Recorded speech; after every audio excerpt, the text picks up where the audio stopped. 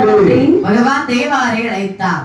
தேவர்களை வாருங்கள், உடனடியாகவே 21 மாடமார்களை பிறவி செய்ய வேண்டும். உங்களால் முடியும்? முடியாது, எங்களால் முடியாது. யாரால முடியும்? இந்த பாருங்கள், காக்காட்சி வால்மலையிலே கல்முடிக்கும் சிம்மாசனம் என்று வீட்டிருக்கிறார் குருதவசி. சரி, அவர் வந்தாரே ஆனால் 21 மாடுமார்களையும் பிரவி செய்வார். அப்படியா? ஆமா. அப்படின்னா உடனே அவரை ராஜ மரியாதை அழைத்து விட்டு வாருங்கள். ஆகட்டும் என்று சொல்லி குருசுவாமியை கூட்டி வருகின்றார்கள். வந்தார் குருதவசி ஐயானவர் ஆடன்மார்களை பிரவி செய்ய வேண்டும் என்று அழகான ஒரு வேள்வி வந்து வளர்க்கின்றார். பாருங்கள், பந்தயமாக நான் சொல்லபடி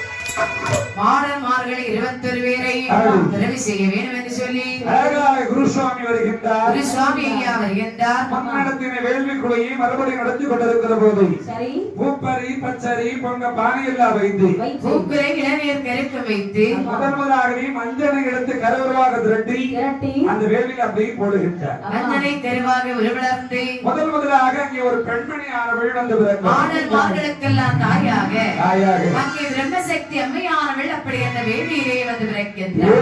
இளைய சக்தி ஏந்தலையான் பிரம்மசக்தி ஆயிரக்கு இளையதங்கே வானதலால் பிரம்மசக்தி பிரம்மசக்தி அம்மன் அந்த பிறந்தவுடனே அழகான ஒரு பிரம்மபீடமாக கட்டி அந்த பிரம்மசக்தி அம்மன் அந்த பிரம்மபீடத்தில் அமர்ந்தார். தாயாரை பிறவி செய்து விட்டு நினைக்கின்றார்கள். தாய் பிறந்தாச்சு, இனி பிள்ளைகளை பிறவி செய்ய சீக்கிரம் பிறவி செய்து விடலாம். அப்படி என்று பச்சரிசி சர்க்கரை எல்லாம் கருவாக திரட்டி சரி பணப்பரிசியாக கட்டி 21 கருபிடித்து இந்த வேலையை அப்படி போடுறாங்க.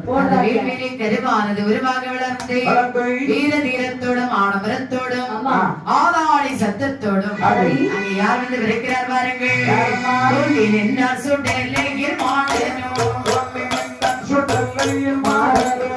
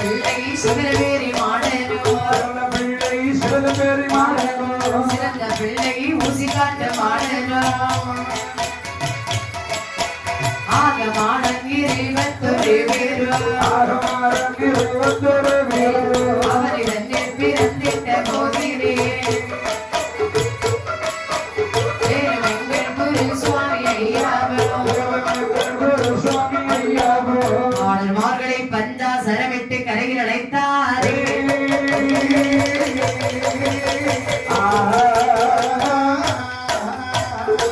மாடன்மார்களை 21 பேரும் சரி. அந்த வேள்வியை அழகாகவே தோன்றி விரைக்கின்றார்கள். முதலாகவே வீர நிறத்தோடும் ஆடம்பரத்தோடும் ஆளாளி சத்தத்தோடும் ஆண்டவன் சிவ துளவி மாட சுவாமி வந்து பிறக்கிறார். அப்பா அதாவது இந்த நல்லாங்குளம் ஒரு சரி அதாவது பத்திரகாளியம்மாவுடைய ஆலயத்தில் தலைமை காவல் தெய்வமாக விளங்கி கொண்டிருக்கிறாரே ஆமா. ஆண்டவன் சிவ சுடலை மாட சுவாமி முதலாக வந்து பிறக்கிறார். வேள்வியை பிறந்தார் மாயாண்டி சுடரை. அதன் பிறகு அவருடைய தம்பி சுடலை முண்ட சுவாமி வந்து பிறக்கிறார். ஏனென்று சொன்னார் தம்பி உடையான் படைக்கு அஞ்சான் என்பார்கள். தம்பி உடையான் படைக்கு அஞ்சான். ஏன் அப்படி சொல்றீங்க? அதாவது ஒரு வீட்டுல ஒரே ஒரு ஆண்மகன் இருந்தான்னு வைங்க, பக்கத்து வீட்டுக்காரங்க சண்டைக்கு வந்தா இவனே மனசுக்குள்ள நினைப்ப நமக்கு கேட்க யாருமே இல்லையே, அதனால இவங்க கூட எதுக்கு நம்ம சண்டைக்கு போகணும் அப்படின்னு நினைப்பான். சண்டைக்கு வரவன் அதை யோசிச்சுதான் வருவான். தனி கெட்டதானே அப்படின்னு வருவாங்க. கூட ஒரு தம்பி அன்னை அப்படி அண்ணன் தம்பி 3-4 பேர் இருந்தாங்கன்னு வைங்க, சண்டைக்கு வர்றவங்களே கொஞ்சம் பயப்படுவாங்க. தம்பிக்கு சண்டையில கைய வச்சான்னு சொன்னா அண்ணங்கார எட்டி குடிப்பான். இவன் வீட்டுல 4-5 பேர் இருக்கான், சண்டைக்கு போக கூடாதுடா. அதெல்லாம் அந்த காலங்கள்ல இருந்திருக்கு. இப்ப பாத்தீங்கன்னு சொன்னா சண்டை வந்தாதுன்னா அண்ணங்காரனே தம்பி வெட்டி கொள்ளுறான், கொடுக்குறாமா. இப்ப போய் பாருங்க, நிறைய வீட்டுல பாத்தீங்கன்னா அண்ணன் தம்பி கூட ஒரு வீட்லயாவது ஒற்றுமை இருக்கிறான். நல்ல நேரம் நீ தப்பிச்சுக்கிட்டப்பா போகாது. ஏன்னா அண்ணன் கிடையாது தம்பி கிடையாது. ஆமா, அண்ணன்னா தம்பின்னா அப்படி விட்டு கொடுக்குறாங்க. உங்க அண்ணன் அவர் தானே பின்னாடி இருக்க அண்ணன் அவர் அண்ணன்டா, அவர் என்ன கூட பிறந்த அண்ணனா ஏதோ பேசிட்டு இருக்கிறாரு.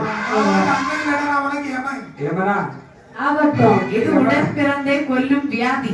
இந்த பாருங்க, ஆனா அண்ணன் தம்பி உறவு என்பது ஒரு விதமான உறவுதான். ஆனா இந்த காலங்கள எல்லாமே மாறி போச்சுமா, காலம் மாறி போச்சுது. பாருங்கள், ஆனால் மாயாண்டி சிவ சுடலை ஆண்டவருக்கு உத்த தம்பியாகவே சுடலை முண்ட சுவாமி வந்து பிறக்கின்றார். பன்னிமாடன் பரவேசக்காரன், ஆகாயமாடன் அனல் குளிமாடன், பாண்டவர்கள் குளிதொண்டி மாடல், உத்தப்பன சுடலை, ஊசிக்காட்டு சுடலை, சிவரப்பேரி சுடலை, சப்பானி மாடல், நொண்டி மாடன், போக்குவரத்து மாடல், தளவாய் மாடன், அக்கினி மாடல், தூசு மாடன், அனல் மாடல், அரடி மாடன், மாசானபோத்தி, வெட்டெருவாள் மாடன், இளநாட்டு மாடன், கட்டேறு பெருமாள், கட்டாணி மாடன், விடமாடன், இப்படி 21 மாடன்மார்கள் பிறந்தார்கள். தலைவி மாடன், அது மட்டுமல்ல பேச்சியம்மனோடு சரி 21 மாடன்மார்கள் அந்த வேள்வி அப்படியே வந்து பிறக்கிறார்கள். வேள்வியை பிறந்த மாடன்மார்களும் ஆதாளி கொடுகின்றார்கள்.